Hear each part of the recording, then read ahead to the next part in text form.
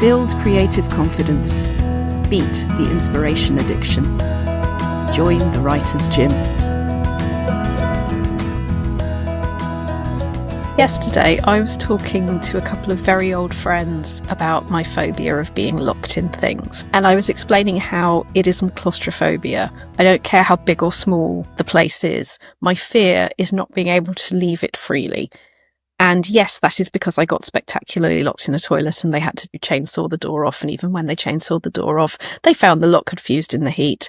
And it was the day I'd been trying to get rid of that exact phobia of being locked in things by not taking my phone with me and leaving it upstairs in the place I was working with. So yeah, that was pretty thorough, as ingraining a phobia could be.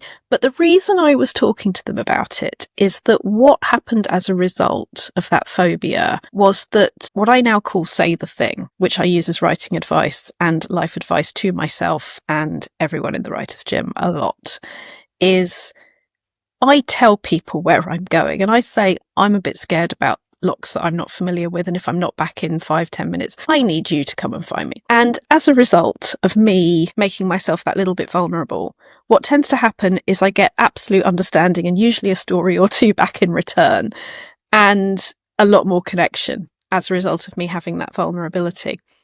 So people find out a little thing about me and I find out a little thing about people, and the world is that little bit more connected. And in a way, I am glad, sort of, that the being locked in the toilet thing happened, because if I had successfully removed that phobia that day, which I don't think was on the cards, but even if, I'd never have had that reason to do the extra connecting, to really recognise the power of vulnerability as strength. I would never have learnt how and why vulnerability is strength. And the reason I'm bringing it up today is I've heard a couple of other interesting phobias recently, and how they are details that you might never think of yourself, such as an animal that, I'm not going to say what animal it is, but the person said to me a long, long time ago, you don't know what they're thinking. As if you do with all other animals. And somebody else who was frightened of certain interior design objects. And you name it, somebody out there's got a phobia about it. And it tells you a story. So what I'm going to invite you to do today is I'm going to invite you to describe that phobia, or if you prefer, that passion for something really kind of random and specific. It's the specificity that's so magical about phobias and passions, that you love that thing. So I love bagpuss. Bagpuss is very important to me. And I can go into why, but it's probably more fun if I don't tell you. And I'm terrified of being locked in, well, anything, absolutely anything. I don't like lifts either. So find a passion or find a phobia and maybe tell its origin story, or maybe have somebody just have a conversation with it. Get that specificity and draw your character from there.